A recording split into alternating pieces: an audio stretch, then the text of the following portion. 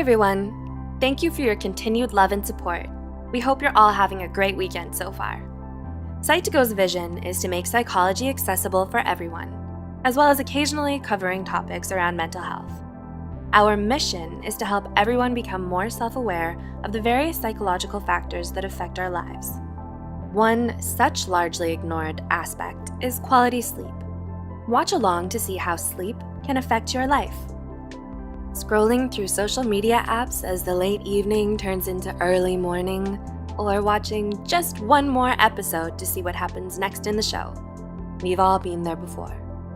Fighting the urge to let yourself succumb to the sleep you know you so desperately need.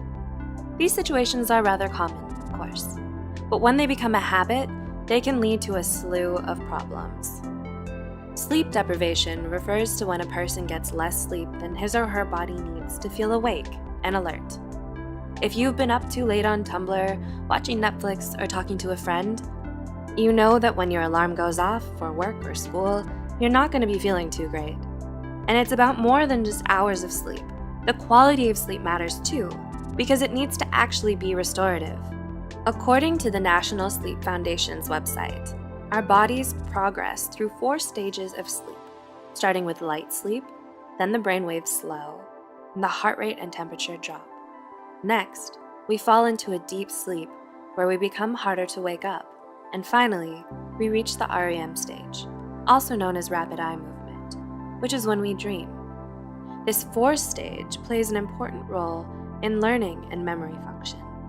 The effects of not reaching all the stages of sleep and the resulting sleep deprivation are important because they impact the mind and body in quite a few different ways. It might be kind of weird to think that sleep has such a significant impact on us, but here are some key ways that show just how important getting the right kind of sleep is. 1. Increased risk of physical illness. Our immune systems are a collection of cells and organs in our bodies that protect against disease, and to function properly, it requires a sort of maintenance. Sleep provides that maintenance. When we don't sleep, our bodies can't produce a type of protective protein called cytokines, needed for the immune system to do its job. The cytokines fight infection. As mentioned in a study by Mayo Clinic, without adequate sleep, we may get sick more easily. It can also cause recovering from illness that we already have to take longer. It can increase our risk of chronic illnesses and even lead to respiratory diseases, according to a Medical News Today report. It makes sense too. How can anyone hope to stay healthy if they don't stop and rest? 2. Higher risk of obesity and weight gain. Without an ample amount of sleep, getting through the day might seem overwhelming and exhausting, so exercising most likely won't be a part of your to-do list. But prolonged periods without enough physical activity mean we're taking in more calories than we burn, leading to weight gain.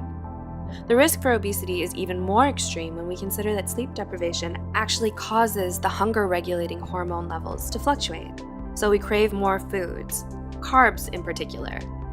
According to Healthline website, insulin, which controls blood sugar levels and promotes fat storage in high amounts, increases when we run low on sleep.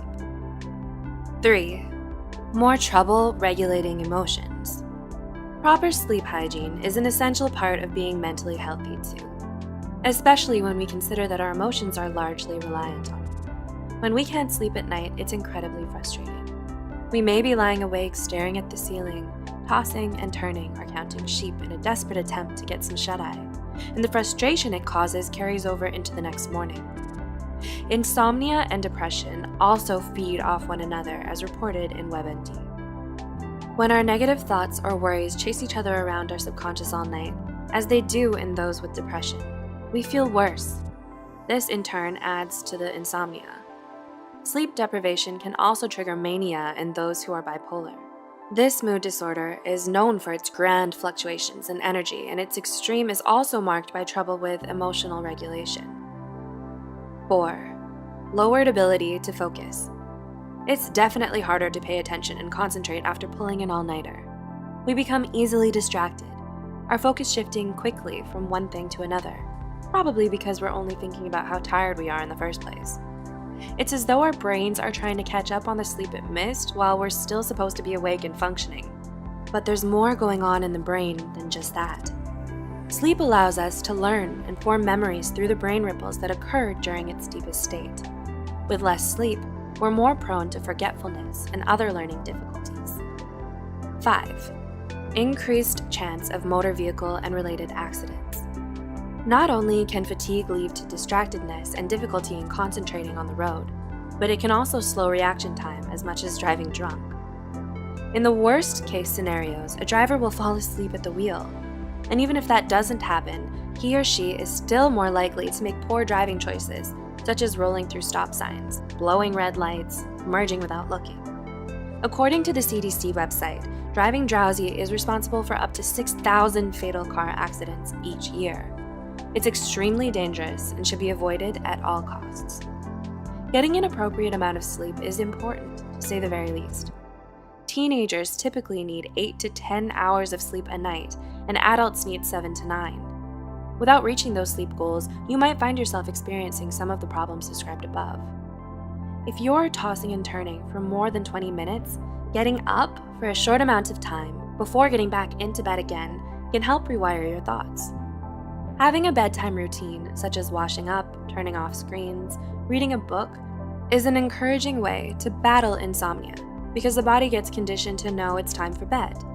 If that doesn't work, ask yourself, what are the underlying thoughts you have that are keeping you from sleeping well? Or if you need to fight the urge to go to sleep because you want to keep doing whatever it is that you're doing, remembering the negative impact of doing so might persuade you to get to bed a little earlier.